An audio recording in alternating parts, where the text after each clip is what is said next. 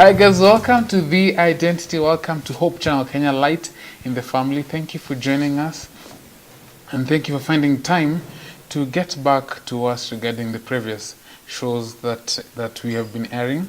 And just to echo what we have been doing so far, we've been talking about communication, and we started off from the individual level and to the family level, and today we're going to talk about generation and intergenerational communication. And the whole essence of this discussion is for us youths to understand what is our place in society, and how can I own up, rather take responsibility and have an impact regarding a particular scenario, a particular situation. And it is my sincere desire that we do not become victims of situation that now because I am here and there. So let us own it up. I'm not going to have this discussion by myself. From my far right, Sharon Dama. Yes. Karibu sana. Asante. How are you? I am very well. It's been a while. Oh yes. Since season 2. Hey, wacha tu usionge. Habari ya Coast. Mzuri sana, hatuna la kwamba. Kiswahili kishaanza kubadilika. Yeah. Karibu sana. Next to me right here is my brother George Ojiambo. Karibu vipi? Thank you. How are you? Sana. I'm good. Kwa salama? Niko poa. You know, I always have this stereotype mentality with people call it George, not Oko. It's much, waongeangi sana. Ni kweli? It's true. Very true. Let us hope you're going to find this discussion to do. Also next to me is our resident guest. That is Mr. and Mrs. Andrew Owino. Karibuni sana. Asante tena. Karibu. Andrew, say hi to our viewer. Hi viewer. Dan. Hello viewer. Karibuni sana, please. As we start off, I encourage you to interact with us on social media platforms. On Facebook, that is The Identity, and on Twitter at Hope_Kenya. You can also find me, that is at Samuel Mange, and on Twitter at Samuel Mange. We do hope that they are displayed on your screens. Now, generation and intergenerational communication. This word just sounds Big. Mi najua, lakini watu wanajua. George, what is generational communication? Thank you, Sami. When you're talking about generational communication, it's actually communication between people of relatively the same age. Yeah, maybe your 20s, your 30s, your people of 80s. So there's a way you rhyme, you have the same Age values, bracket. yeah, motivation factors, basically. And what is intergenerational? Or should we say the previous one? When you're talking about the intergenerational communication, it's a communication between different generations, maybe the young and the old. Wow. The old and the very young.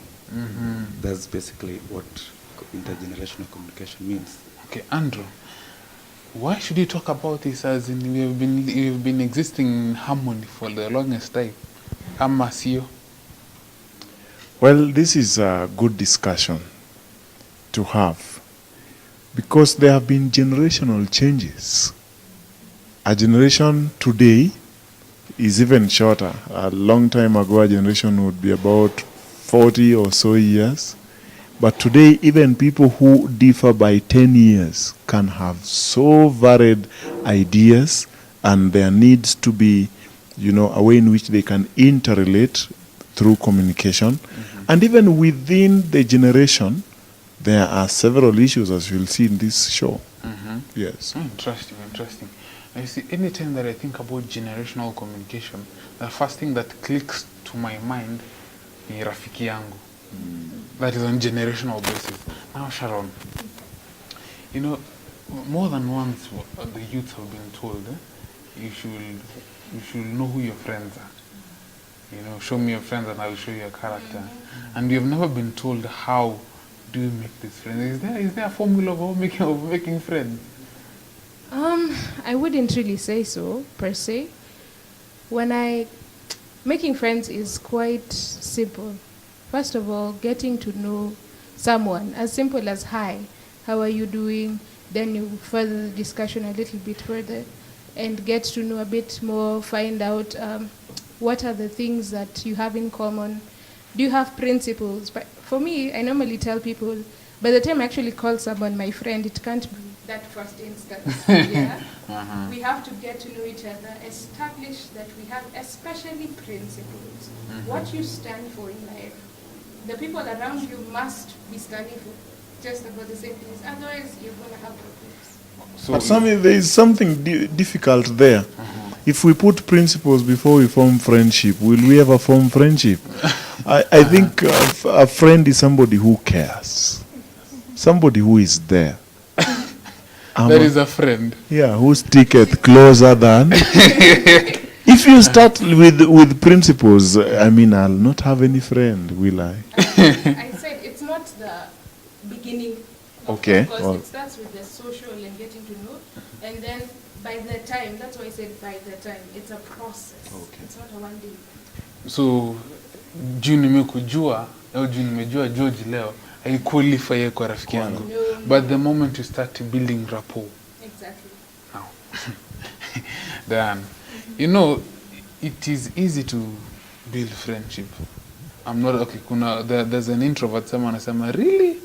Well, you're not talking about you as a special case, but you know we are told watch out the friend that people get to interact with. But then how do we do that? As in, we need to look at the whole bunch, then get to select. Isn't zile nzuri? I think I'm one of those introverts listening to you and saying, really? You should know how hard it is. But there's a saying in our house. He likes saying, show me 5 idiots around you and I'll show you the 6th one. You know who the 6th one will be. Definitely. It's because the type of people you have around you eventually define you. It kind of rubs off on you. And so it's usually safer at the beginning to kind of pick who exactly is going to be your friend, who you're going to hang around with all the time, who you will share information with, who you will speak with, and who you will listen to. Because eventually, whatever you listen to, it shapes your ideas. And it begins from when I meet you in the first instance, I should be able to have a conversation with you. Hi, how are you? Where do you come from? Who are you? You know.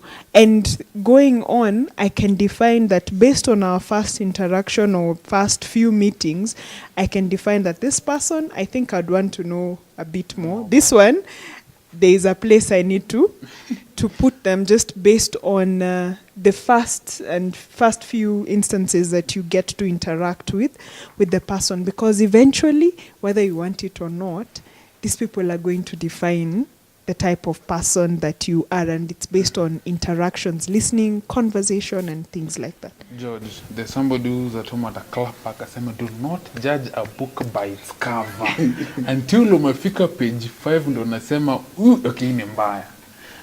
That is one person. The other person will say, unajua mimi ni mimi, I am myself. What he does affects him or her. You know, mimi ni mimi.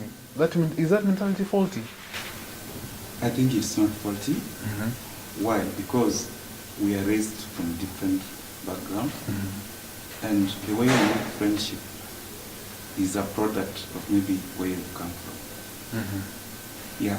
So ideally, what I'm getting is that you'll naturally be aligned to the person whom mkona same ideals. Very much, because we have some people when they judge from the cover, by the way. They see somebody maybe from the way he's dressed, from the way that he's done their hair, and they say, no, there's no way we can establish a relationship here. But we have others, I think, because of different personalities, they'll be like, oh, they make friendship very fast. So I think the background, maybe the family, how the person is socialized, will determine how fast a relationship can be built between these two people. I'm getting, Andrew, as I bring in, I'm getting this, that first impression matters a lot. Matters a lot. Irregardless of, don't judge a book by its cover, first impression matters a lot. Actually, there is a Bible verse that says man looks on the outside. Of course, it continues by saying, man, God looks on the inside, but man That looks on the outside. Conversation. Yeah, But- man looks on the outside means there is a possibility of judging from outside. But like we have established in this show, that it's important you put values ahead. And those values make friendships deeper, makes communication more meaningful than just beginning to associate with people because they look like you, they speak your language, and things like that. So generation-wise, the way you would select yourself out with good friends is if you would be value selective. Wow. So we're going back again to what you said. As much as it might not be the first thing that The you'll first see, look. may it be the main curtain after the share. That after tumejuana, this is what I stand for. And guess that also goes a long way in how youths get to choose their friends. Now I'm left to wonder, okay, now I have this ring of friends, and and as a youth I should just take charge. But how do I take charge if I am an introvert? If I'm an introvert and we have judges all over the place, and how do I get to take charge, Sharon? There's this cliche story that's shared by almost every motivational speaker out there. This man who wanted to change the world, and he started with his country and something, and it failed. It came down to him changing himself, okay? And then that's how it now trickled down to the family, to the society, and made a difference altogether. All the time we want to advocate for this change and to do everything, and sometimes we're waiting for someone to push the first button. Yeah? Doesn't matter whether you're introvert or what. By the fact, as long as you have that light that we need to change these particular things, be the first one. I'll give my own experience. Before I became a serious Christian, I had this circle of friends immediately after class 8. We were so hooked into rhythms, that kind of music, and it was our thing. But when I decided I can't live this hypocritical life of during the week I am this party person and then Saturday a saint girl, we can't live like that. When I decided to make that change and get out of it, people were like, Sharon, she stopped, how, I came to learn later on, my friend actually also decided, because Sharon, the diehard one, stopped, I'm stopping too. Now he's out there doing great things for God. So sometimes it has to be you to push the first button. Don't wait for someone else. Andrew. And it's also important as we relate with people that we have what I call boundaries. Whether you are an introvert or extrovert, if somebody already knows he will only go this far, there are things you don't need to speak about, but they are always communicated in your demeanor, how you select out your words. People will know Andrew doesn't like going this way. Andrew doesn't do this. That's in that way, adding to what Sharon says, you take charge. You take charge in formation of the values. And that formation is best now. Let your associates decide what they'll do with it. And it's easy now to help people, to shape your generation. It's easy to let them rise to another level through you, not by talking too much, but you started by drawing boundaries, having values. No, I'm left to ask, is it wrong then to take one for the team? The so-called slogan, one for the team. Hold up the mic. Huh? Is it wrong so that really? you remain social. I mean, in fact, most conversation people say go on around the drink. Only what they don't tell you is the kind of conversation that go on around the drink. It's below dignity. It's on a lower channel. Yeah, because your mind is not there. Your reasoning mind is not there. You don't even create ideas. I actually had a privilege. I was working in Tanzania, and we were with a group of my colleagues. And in the evening, they had to go doing the tip thing, one for the Went they for had the to go road and and drink. everything. Yeah. And because we were using the same vehicle to our hotel, I decided to accompany them. And I said, let me get an experience of how it is to sit in a bar. Of course, I ordered Del Monte. They had their glasses of wine and every other thing. What I noticed is that the conversation degraded with time. And my Del Monte juice was over and I was satisfied. Them, they had taken glasses that were so many, they were not satisfied. So they kept asking, ongeza, and I'm wondering, what's wrong? And over time, they were getting angry and they wanted to beat each other. So getting one for the tip, like you say, does not improve even communication. Most people come from the drink, they go home, they beat their wives. Most people fight in the bar. You've had things like that.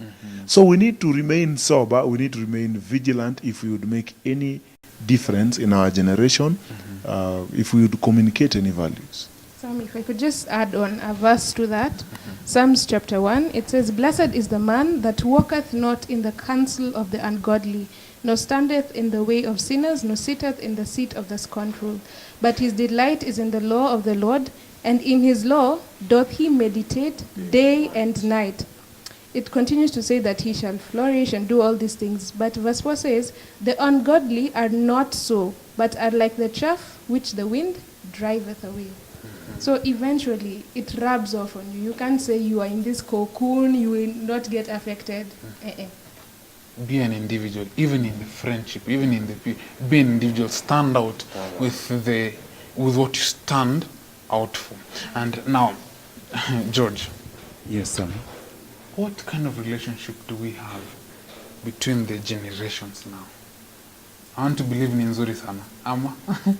I cannot share the same idea that there is a very good relationship between these 2 generations or 3 generations.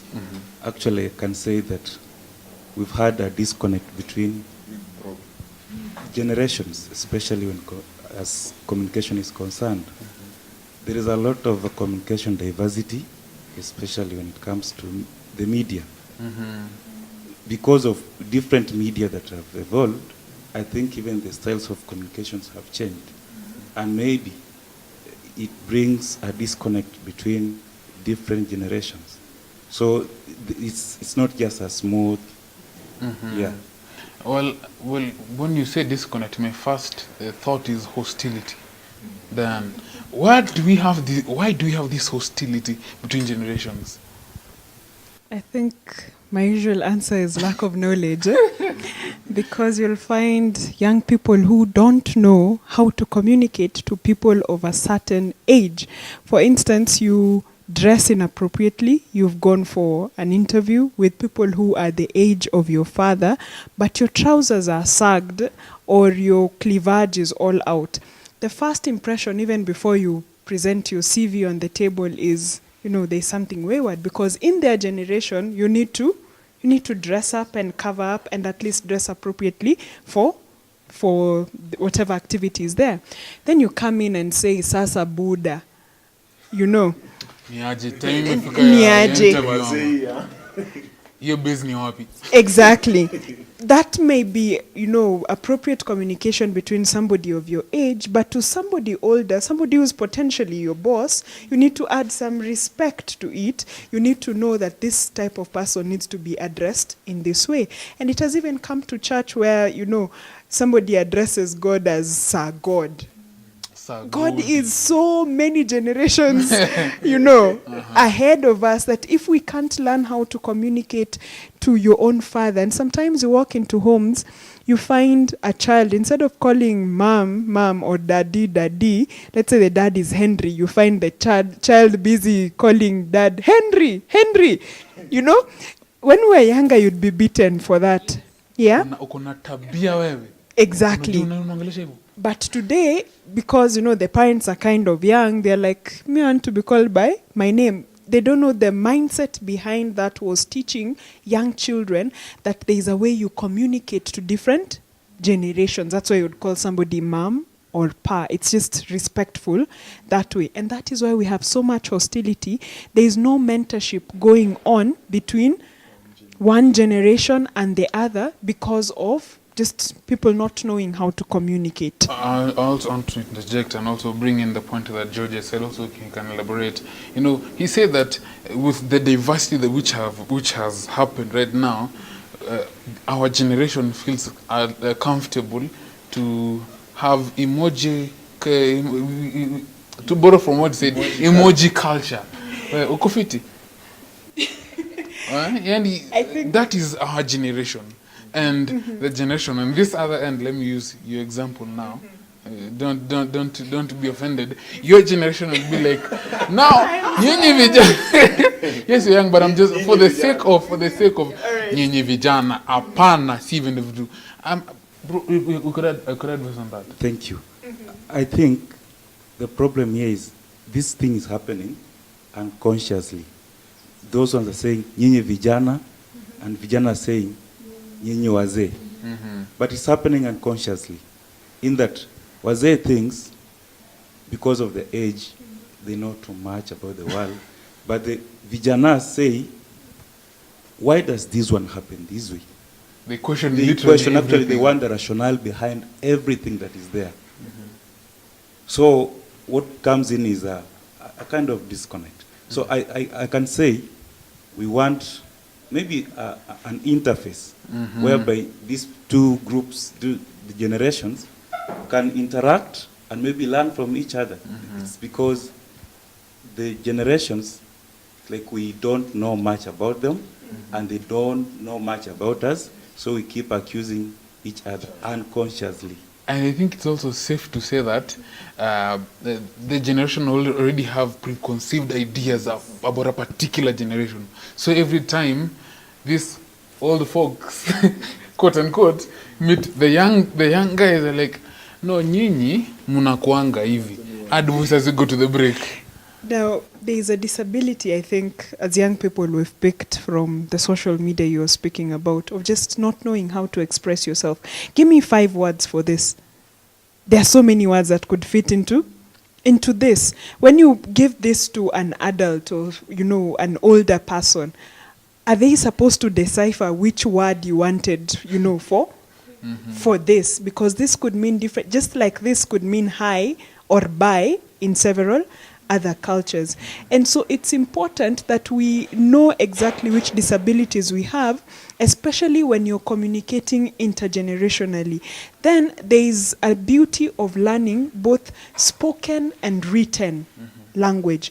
There are so many bright people today who can't even write their CV in English. They can't do anything, you know, in an interview, yet they got very good grades. Why? Because of the disability of just not knowing how to communicate with people of different generations. If I come to the youth and I do this and do all the sign language, it would be acceptable because, you know, that's their common language. I would want to interject and tell Avia that we're going on a short break, but during this short break, we're going to our talent segment. And when we come back, we're going to get to understand where these old folks wanasema nyinyi vijana, and where sisi vijana wenye ni nyinyi wazee.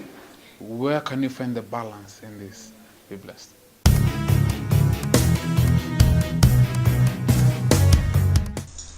Nijapopita katika shida, tabu nyingi na balaa, lakini mkono wako Bwana waniongoza. Ninajua Bwana mkono wako haushindwi. Mkono wako Bwana waniongoza.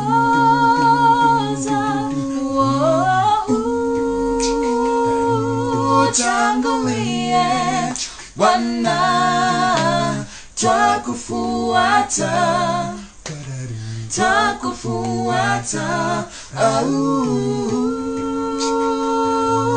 Tangulie Bwana, twakufuata. Wewe ni kiongozi wetu. Tangulie Bwana, twakufuata, twakufuata.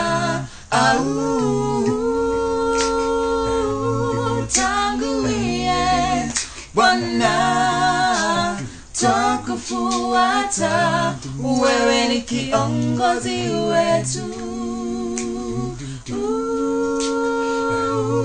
Tangulie Bwana, twakufuata, twakufuata,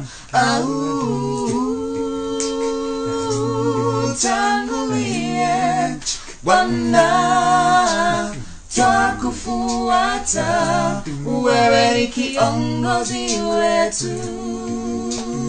Twakufuata, wewe ni kiongozi wetu. Twakufuata, wewe ni kiongozi wetu. Twakufuata, wewe ni kiongozi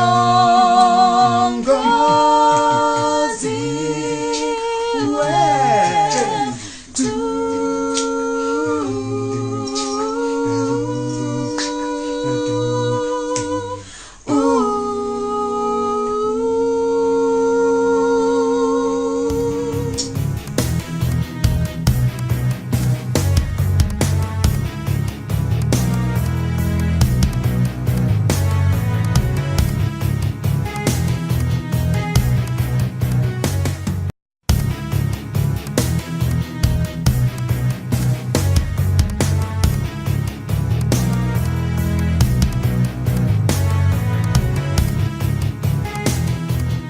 Karibuni tena sana, you're watching The Identity. We do hope that you've been blessed with the previous discussion and the talent segment in Mabariki. If you have a talent that you want to share to the world, please share with us on our social media platforms. That is Facebook, The Identity. You can also tag me on my Facebook account, that is at Samuel Mangi, and we'll get to share this. And there's somebody who's going to be out there at a back like, wow, you know.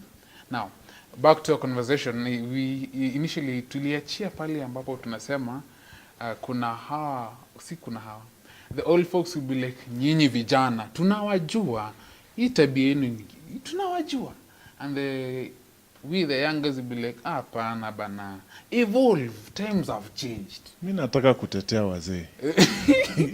Nataka kutetea, But from vijana's perspective. okay, I don't know how this will turn out. But I think many of us have experienced a case where a father walks in and the children walk out. And there's a big In disconnect. fact, in the African setting, Yes. it is common that the day may come, bedroom door imefunguliwa. Ama, the old people are talking and a young person is near. He's not allowed to talk. He can't Haujui contribute. kitu yote. Yes. But later, let me drive that conversation a few days later, from just daddy entering and the daughter goes out. Later now, a problem occurs in the girl's life. And now you want communication. You want to talk to your daughter. What will you do? Where do you begin? And I would want to agree with Hani when she said the biggest problem is knowledge. The biggest problem is knowledge. Why your father doesn't comment? lack of knowledge, yes, specifically. exactly. Why your father doesn't comment about those issues is they passed through life without knowing what to do. So while I want to talk in like a double age, the young are more. It's easier to adapt the young to talk with the old. They are easily moldable. They are easily teachable. They say you can bend a tree when it's still young. So they can learn how to talk to the old people, and that's what we have learned. But also the old people need to know that there is a critical knowledge you need to have when you're talking to the young people. There's an age where you can dictate. There's an age where you discuss. There's an age where you provide the rationale behind why should you come home, at 6. You explain. But most of the things we see, daddy is quiet. And my usual good example is a child going to school. A child go to school, learns how to brush, and they come home, mommy tells the child, no, you're not supposed to brush like that. The child corrects mommy, teacher alisema. Why is the teacher more brilliant than the father or the mother? Because the teacher teaches, the teacher instructs, the teacher corrects. But most of the old generation, they only know how to correct. Usikuje hapa na mimba. That's all they know. But how to not come home without mimba, they don't say. Maybe they just leave it to us, to imagine. And also, in the same breath, I want to take a little bit digression to now go back to to generational communication and look at probably has our interaction with social media probably affected how we relate with different generations.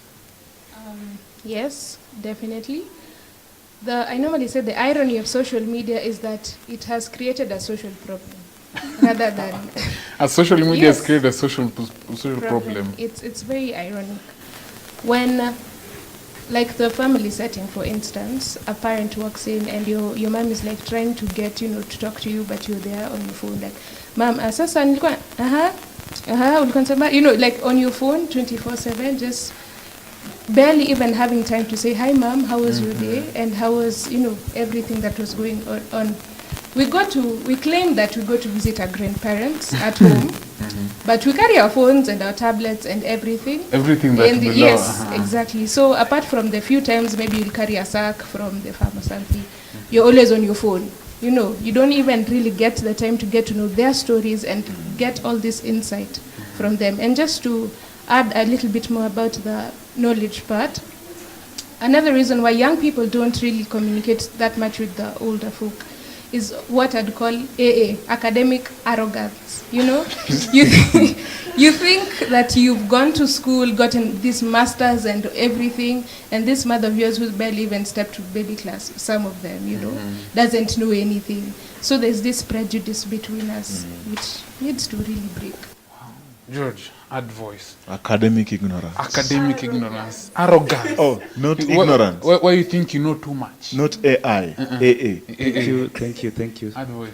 I can say that one of the things that the young people want today is being part of decision making. Right. And when people sit in a boardroom with a church board meeting and the youth are excluded, they feel they're not part and parcel of maybe a community, a society. So it will be very, very important to include them. And this one will actually create an interface whereby people shall exchange the ideas, information, emotions. When you leave them out, they feel like we are not trusted, we are not respected. So they need to be part and parcel of decision making, whether it's in the church, whether it's in organizations. And on social media, I can actually say that it's very, very good, especially on networking and on the career. People do business. Adverts are on WhatsApp and all those social media. We know them. The only problem comes in at a family level whereby everybody's on WhatsApp in a room and they don't share information at personal level. But when it comes to business, of course, nowadays everybody wants to do business and get money. So we can talk about social media both negatively and positively. But I can say that actually the positive ones will take a day. Adverse as a It's just speaking of social media, especially between the generations. Like he has said, it has many good benefits, especially for young people who are getting into business and work and even dating and marriage. But now there is an opposite side to that. Sometimes it brings about a superficiality in relationships between, generations.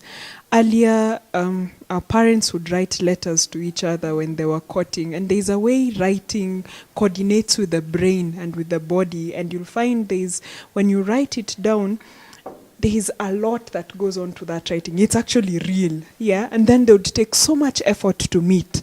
But today, the communication is like this, instant. You write a text, send it on Facebook, send it on WhatsApp, and then somebody likes the other person based on their social media profile and just what they quote. Let's say this person was reading a lot of, spiritual books, and they keep quoting Bible verses, and they have this nice profile picture, courtesy of a good phone or a good camera. Not that they look good themselves, yeah? So this other person notices that this profile is so good, guess what the person is falling in love with? The profile. The profile, Social the media camera, account. yeah, the social media account. They hardly get to meet. Then you meet finally at the altar, for some people, and start living together, and you realize, oh, so I needed more time together. So social media does not replace, one-on-one meetings, you meeting with other people, spending time with youth groups, and just putting away that phone and trying to learn, who is this person? How do they react when they get angry? How do they look like when we go out for a sport event? How do they look like without makeup or without a good camera? I think I would not want him to speak on this, but with what they have said, I think it is a perfect ground for you probably to see the mistakes that we should probably look on, and if you're convinced otherwise, probably change. Be blessed.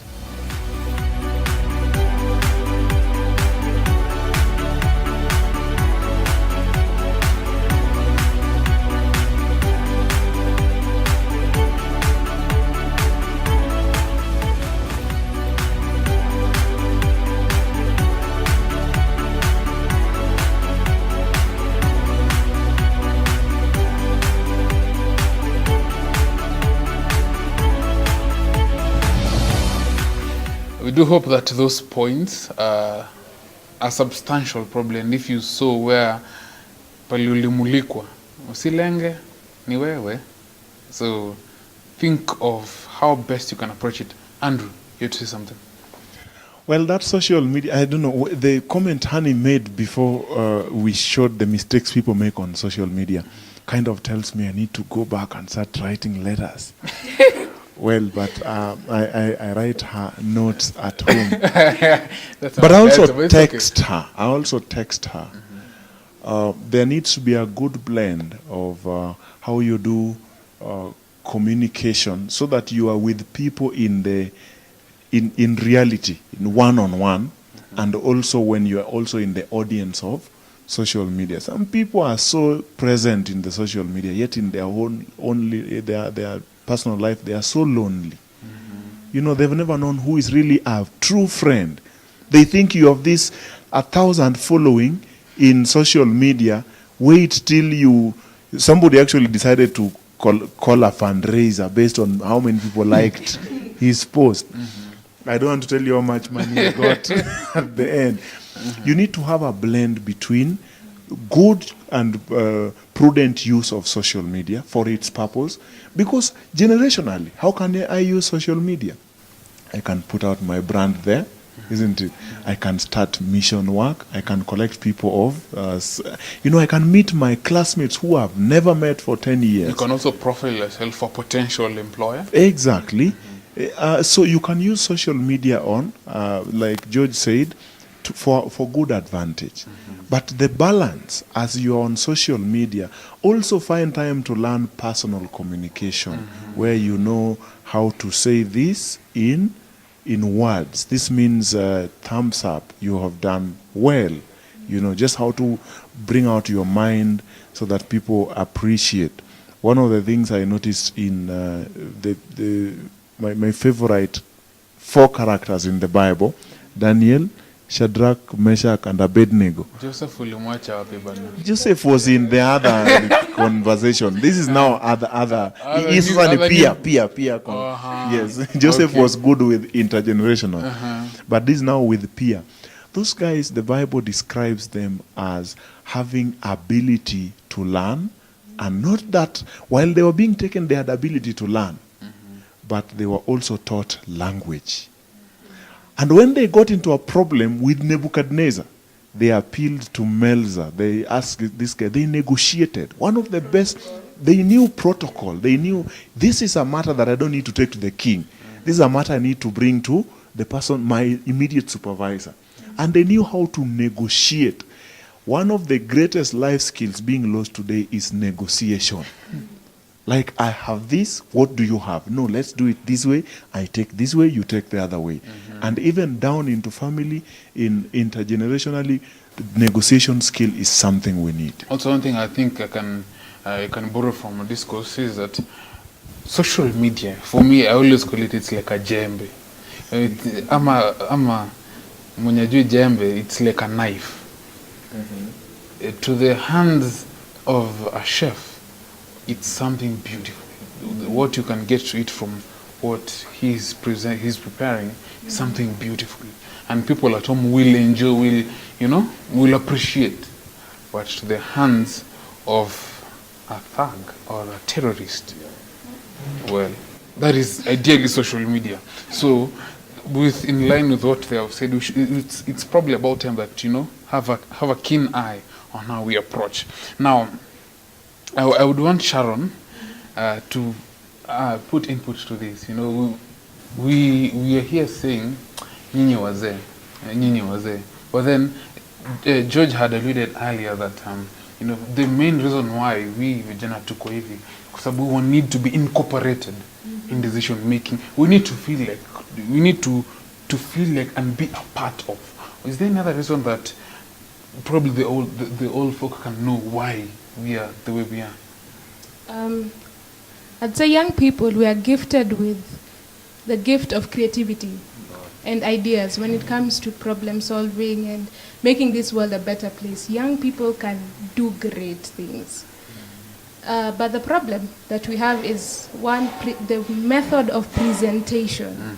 Okay, so you go to even your church board, you say, your youth group, you've come up with all these nice ways you can do mission, but how you present it is, first of all, doesn't even sound that serious. You don't do your research proper enough. You need to come up with something that's very concrete, that is totally unquestionable. By the time someone is looking at it, like, we can actually consider this. How do you present your issues, even to your very own parents back at home? That's normally where we fail, I think, many times. So we are taken not to be that serious, or there are question marks in the things that we So borrowing from what you said also, as I bring in George, probably can add voice on something that also we youth need, is that we need to be listened to. We need to be listened to. Hence, we might fall short on how we present things. It could be probably at where we are, at the level of probably education or other exposure that we are at. But with our disarrangement, so to speak, of ideas, in your place, you can get to arrange and have an idea of what you're talking about. We need to be listened, ideally. Okay. Is there any other thing that you think sisi vijana tunataka in terms of intergenerational communication? I think this shortfall comes in when the youth, they are taken not to be serious, but the truth is that the youth are wealth, are talent, wealth. They actually endowed with talent, and it's a resource to the church, to the organization. So I want to counter-react right there and ask, when this is just my idea, if people do not take you seriously, for me it basically means that they think that I'm doing that they are not taking me seriously. Yes. I may be clapping back too hard. Let me But explain. build up. When you have a herd of animals, maybe cows and bulls, there's always a bull, and there we have all those ones which are castrated. In case the bull is not there, this castrated bullock will rule. So the truth is that we might not be taken seriously, but at the end of the day, it is this generation, young generation, that will have to take over. So it must be trained, no matter their shortfalls. Training is very done. I'm just thinking of what the two have raised, and the youth, indeed, we are not questioning. Every young person has very good ideas. They are very talented. But the key question is, how come it's not being taken seriously? I'll give you an example of our house. When I want to communicate something very important to him, even if the idea is so good, if I want it to get to him, I must write it down. Because I know that the language he understands is written. Exactly. So have the youth spent enough time with adults, or the people of a different generation rather, until they know that if I want this to pass in a church board, I actually need a written down agenda. Or if I want this to pass for, a government document, I need a written down proposal. You could have very good ideas, but you've not yet interacted with the other generation so much for you to know how do they think. How can I match their way of thinking with my way of operation? My question would be, Paul, my question, why is it just me? Mbona mimi, mbona isiwe wao? Why Well- me? Why do you have to go that mile? Because you'll find there are systems, when you're older, there are things you have seen and you know this works. For instance, I've just given an example of a written down plan. Somebody who is older knows that written down things, you can go back to it and assess and reference, which is a better way of thinking. The young person who has not yet done the written down thing is just thinking, I have a good idea, let me share. But a few years down the line, the idea is gone. Why? It was not written down. If you interact with an older mind, they'll tell you, write it down. It's always safer for you to put it down in a proposal. There are ways and means that have worked. Then, the other thing young people forget is, the older people were also young. One day. The things we are going through, there is nothing new under the sun. So it's always safer to have a young mind, but also interact with an older mind and get to know that, so old people think like this. Then as a young person, there is, sometimes you go to a church board and you're feeling, I'm not included, so you stop coming to church. There's something my husband likes saying, that a young person does not know what cannot be done. The young person simply asks All how, thing is possible. when. Exactly. You can't tell me now I'm quitting church because, my idea was rejected. A young person is always asking, so this couldn't work. Let me find another way. So the fact in itself that we give up too quickly challenges the fact that we think we are youth. Let me add something. And as you add to it, please now speak to the old folk who are there when you mesema, yes, waambie ni kazi yao kutufi. Yes. Well, it's not a disagreement, but young people are versatile. Even if the old have been young, there are things that today the young person is exposed to that you old people were not exposed to earlier. But the importance of querying the old mind makes the young mind stable. I think that's what we need to establish from this show. So that, because you are still learning, you're still discovering. Even if you are versatile and you have technology and creative and everything, but that creativity becomes stable if you have queried the old mind, if you've looked for the old paths, and you've seen, okay, these things have always worked like this. A story is told, and you'll see the wisdom of that story, As we wind up. of a church which was in its building. They left a metal hanging because of construction. So members, as they were always passing there to bring offering, they would kneel so that they can pass that. Over time, that metal was removed, but guess what? People, when they reached there, they would still do what? And one day, they asked, why do people kneel always at this point? And an old man came and answered that there used to be a metal here, but it was being removed. So people still keep. The tradition. And the person who asked this was a young man. That means the mind of a young person being inquisitive, being wanting to know new things is very good. But the mind of the old, which reserves what we call history, organizational knowledge, why are these things always been like this, is also important. The merger of those two is what we call a stable invention. As we come to a close, Sharon, what would be the take home to me who's watching? And I'm wondering, now we have talked about generation and intergenerational communication.